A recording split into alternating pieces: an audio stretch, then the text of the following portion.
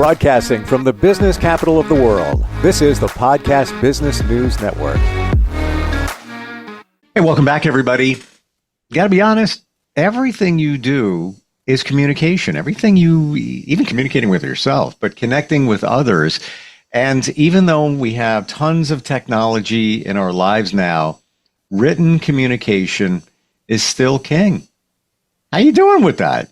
We want to help you out with that. I'm sure that you could probably use a little bit of help in terms of even writing emails at work. You really want to do focused emails, resumes, proposals. She's somebody that helps people with this all the time as a writing coach. She is also an author, best-selling, by the way, Amazon. Just going to throw that in there. NYU professor, and so great to have her back with us. Learned a lot last time. She has a method that she's perfected as well to help with your communication. Marilyn Horowitz, back on the program. How you doing today? I'm doing great. Thanks for having me. You run so much deeper than I ever imagined. When we first met, fantastic. Writing coach.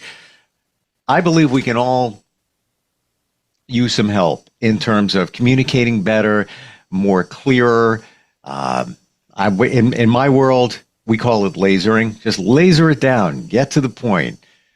You run deeper, though, from an energetic level, from a psychological level. There's a lot more going on here than just Marilyn helping you write a little bit better.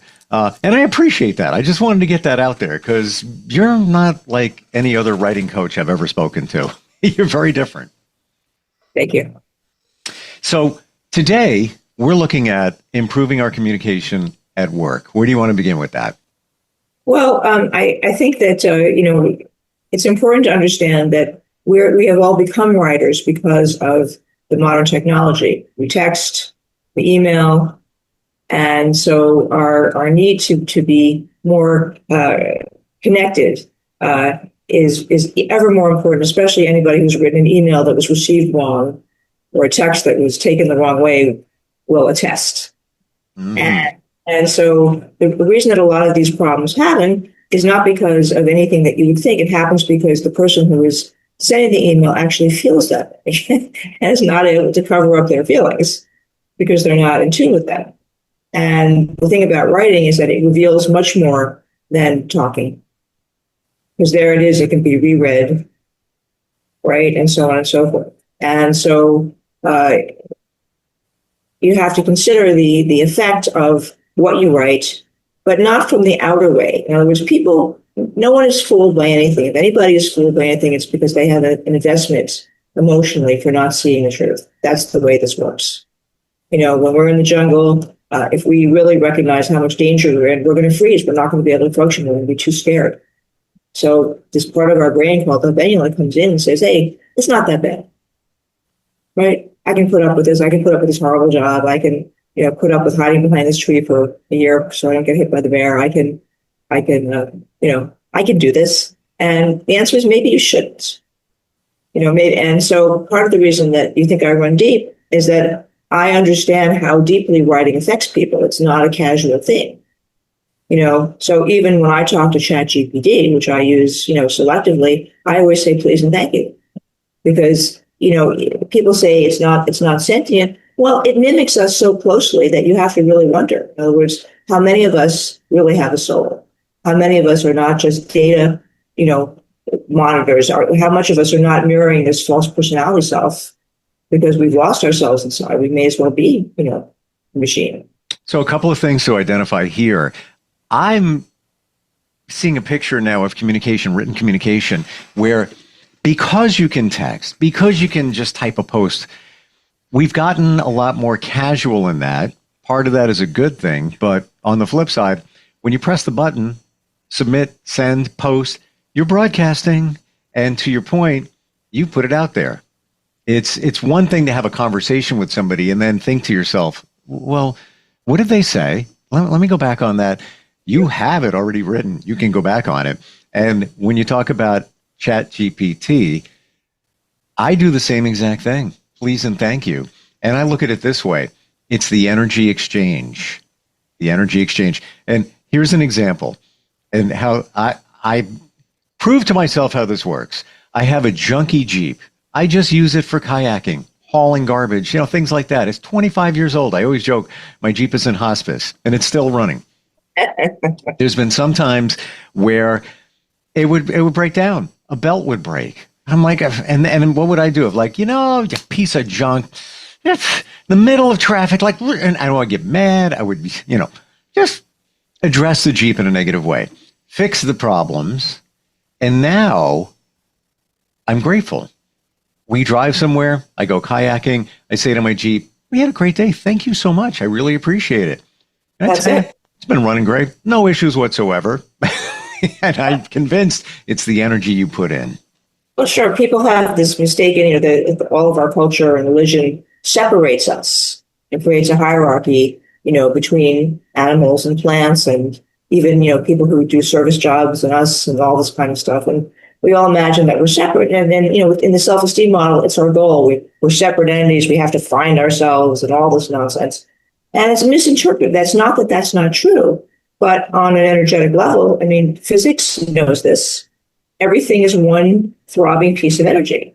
So, and why wouldn't you want to know this? Well, because then if you're a greedy politician and you want to take people's money, you couldn't do it because you would realize that you're basically biting your own hand. So the dangerous thing about reason, as it's called, is that you can rationalize almost any horrible behavior that will support your greed. And, we do this. If people understood that you are your unique personality, regardless of what you do, you can't be anybody else. Everybody else is taken, right? And so if we didn't have so much early self-betrayal, from the moment you're born, either you're going to cry or you're going to get fed. Everything is a choice. Everything is choosing the lesser of two evils. That is my definition of life, for better or for worse. And it can be good or bad. Now, the fact that you apologize to your Jeep makes me want to be your friend, because that to me is a class act. Most people treat animals, most other people, and things like they're just things. Well, they're imbued with your spirit. You're quite right. You're basically apologizing to yourself for the Jeep. So, and when you're doing communication, you have to understand that it's a feedback loop. And that's why the practice is very powerful. So the practice, as you know, is the hug, right? Where you get yourself grounded, somatic practice.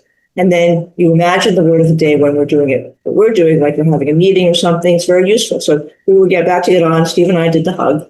And I said, Steve, give me a word that would describe how you would like our workshop or sort of webinar to go. And he sort of received it for a minute, quiet, took a breath. And then he said, insight. And I thought, perfect. And are we not really on track? And are we not really connected? I feel we are. Practice works. And I see things in even a more different way in terms of how you work with someone, because it's not about the words. It's also about the intent. The intent. You could just coach somebody on grammar, proper setup, ending, all, a million different things. But there's more going on there than just that. Yes. Where do we begin if somebody wants to improve the way, even if it's emails, whatever it might be? The intent needs to be there. Gratitude needs to be there. Side note, when I return an email, I usually write thank you. Those are the first two words, because there's usually something to thank somebody for. I don't just look for it. It's just staring me in the face. I just look through a different lens, but right away you're starting off with positivity and gratitude. I don't think it gets better than that. Well, I have my own opinion about the word gratitude, which I will share. I think appreciation would be a much more powerful substitute, because gratitude suggests a hierarchy. Because it's connected, with religion, oh, thank you, dear God, and whatever, all that kind of stuff, which is not bad. But, to me, it relieves you of a responsibility that you should have to take. When you offer appreciation, I appreciate you. And I love the fact that this has now become a current term. Everywhere I go, people say, I appreciate you. I appreciate that. It means that we're in a partnership. Appreciate it suggests that energetic connection that you're suggesting, whereas gratitude implies supplication.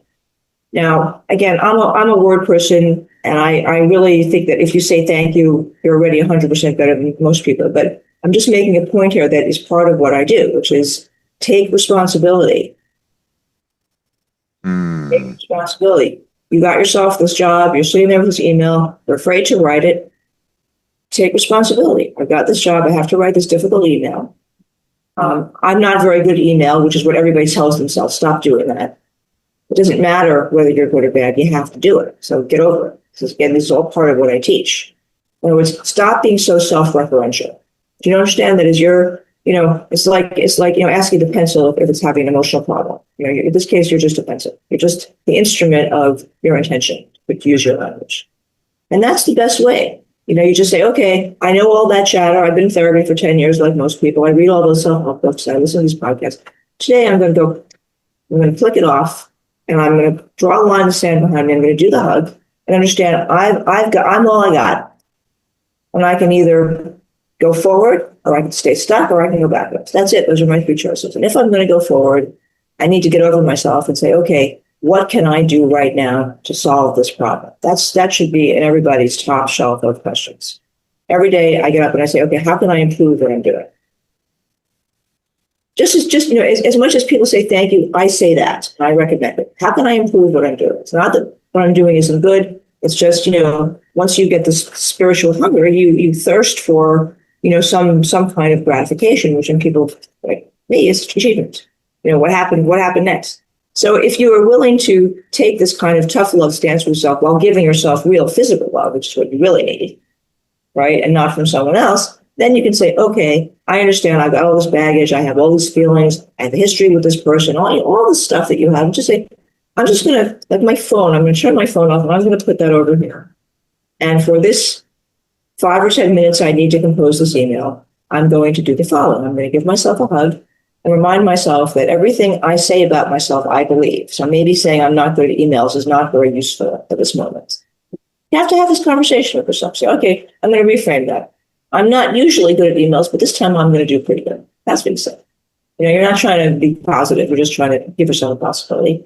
And then you focus on the problem at hand. And again, when you do the word of the day, you're in this thing, you close your eyes, and you say, okay, self, give me a word that describes what the problem is. Why am I hesitating?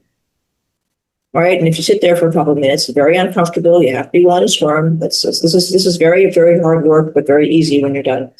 And you'll get a word like resentment will come up. Something really significant will come up. You go, no, you blah, blah, blah. Then you have to cut that off and say, no, if that's coming through this channel in my head, it must be true. So what's the problem here?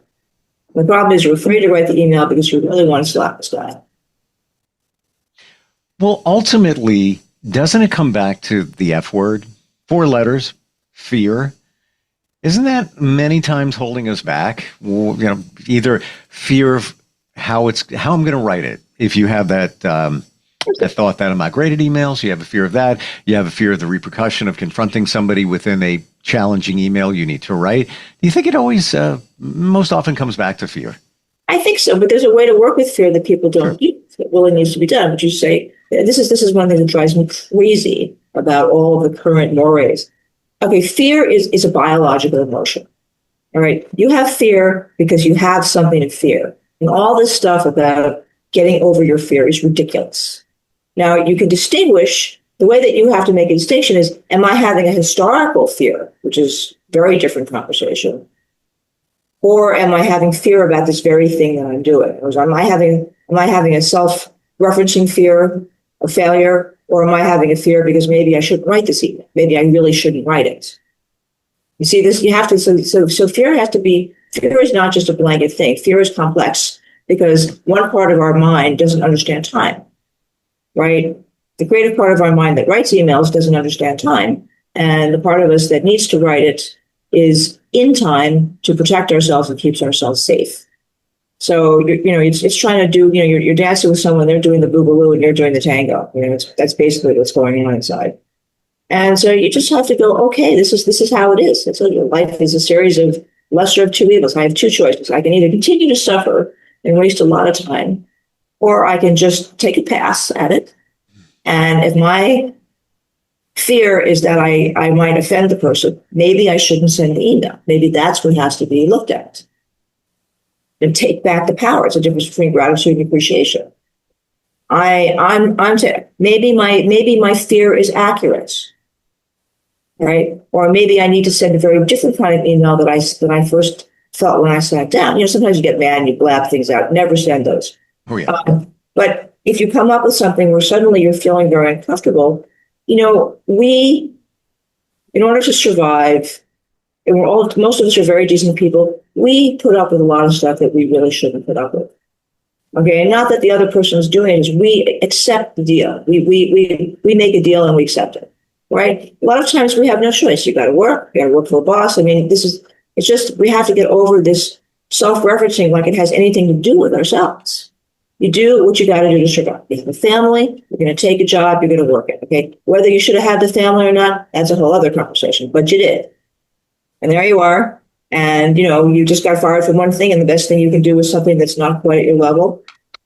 Okay. If you don't take it personally and you understand, this is the basic things. The way to succeed in business is to tell yourself the truth, which is, I always do the best I can do under the circumstances. And that cuts fear.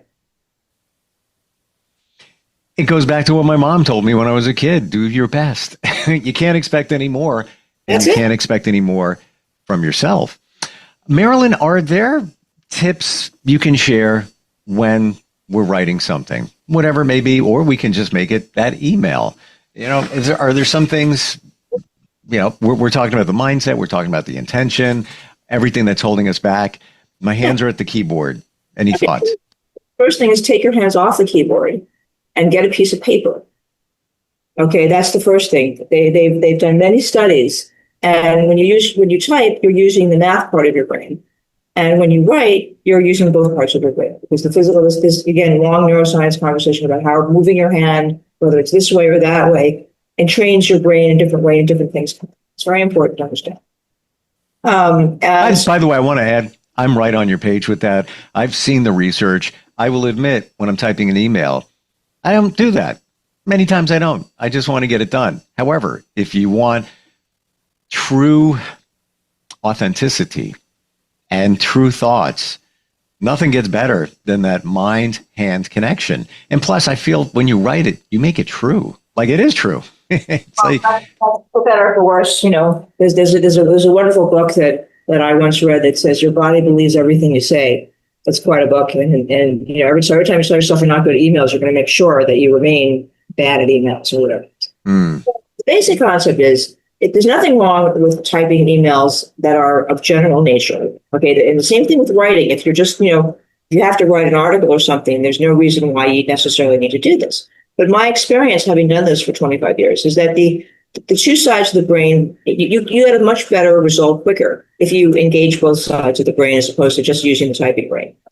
So the idea of doing the hug somatically connects you, so both parts of your brain, and then you can type away, But when you have to solve a problem, right? Now, remember, we're talking about this idea that we are so incredibly societally inculcated that we don't even know the solutions that we pick are ours or not. We'll just do your best, whatever it is. We're told all these things. And my approach is take a minute and say, okay, what am I really trying to say? This is what people don't do. They think they have to write about it or something like that. The answer is no. Again, another book that never had to be read, great title. It says, if you can talk, you can write. Okay. And it's true in a way. So I've had many of my students learn to dictate. And I frequently will dictate into my email because it understands me better. And then I print it out and then I clean it up and then I send it.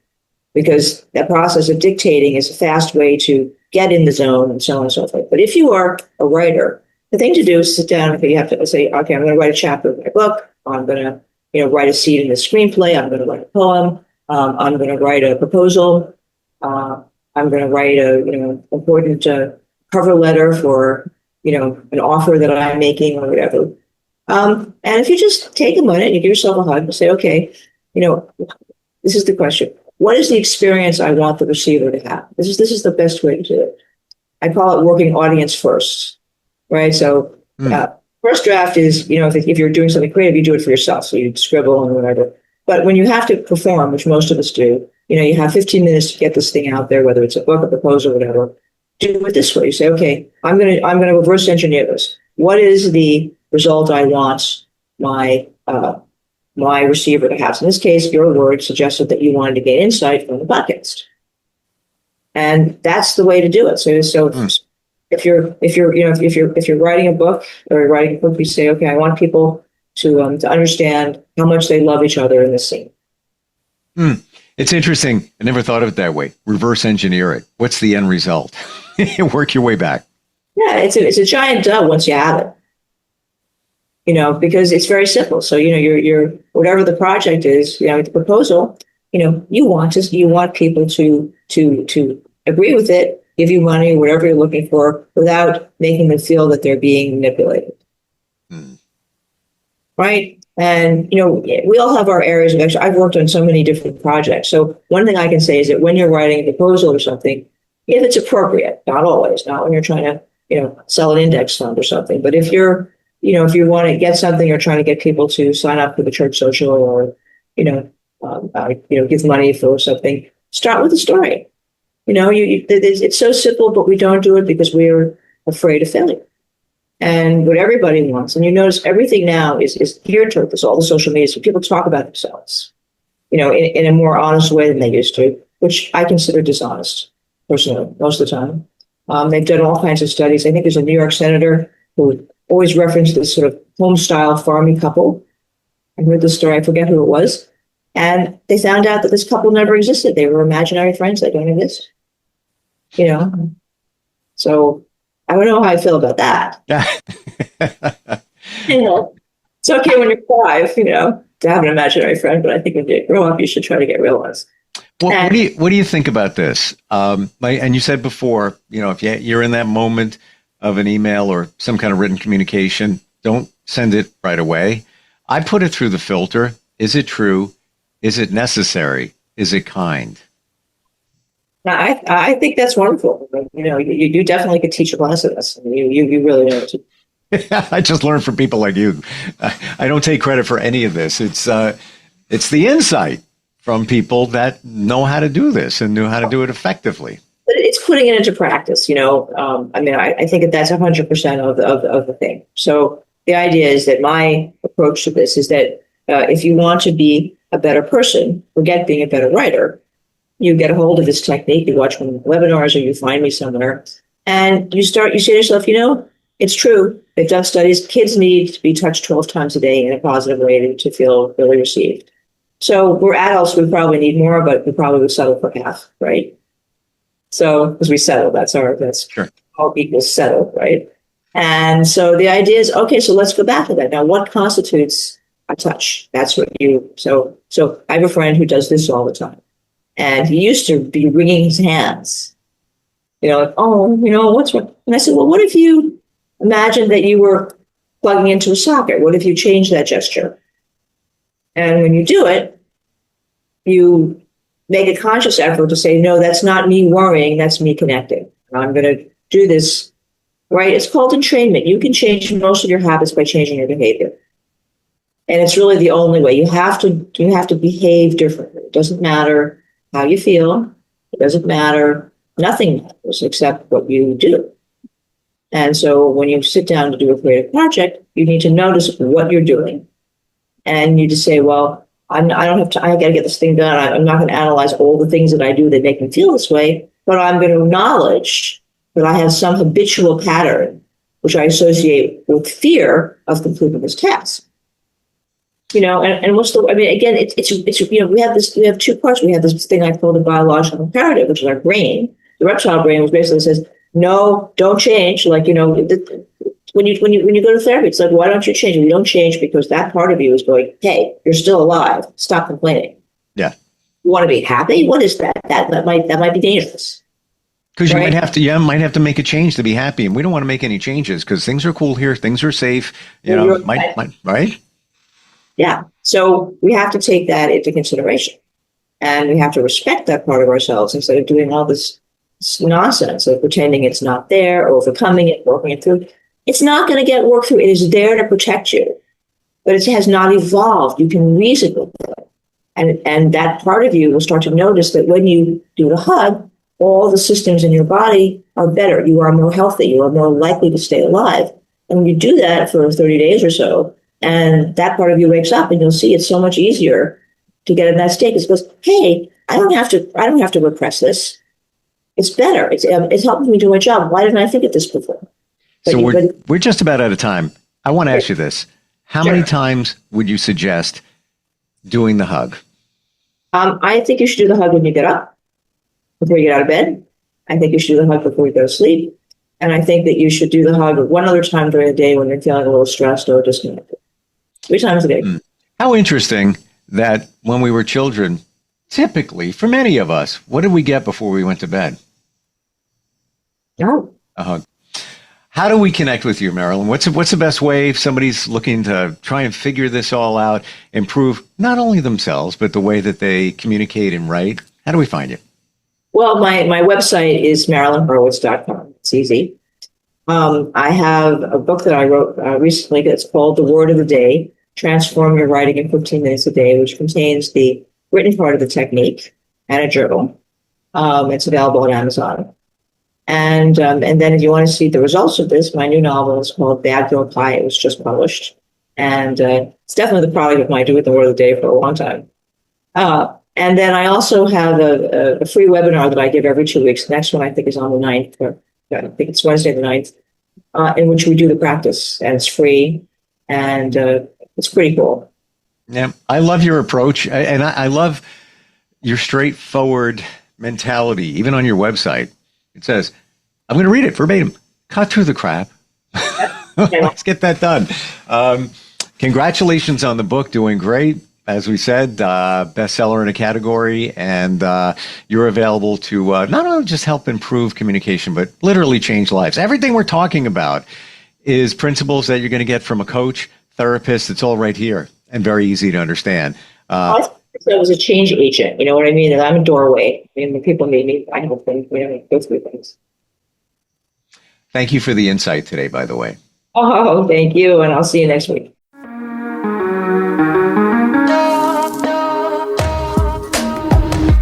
Broadcasting from the business capital of the world, this is the Podcast Business News Network. Hi, this is Terry Crews, actor, former football player, game show host, father of 5, and all-around big dude. I'm also an expert on drama.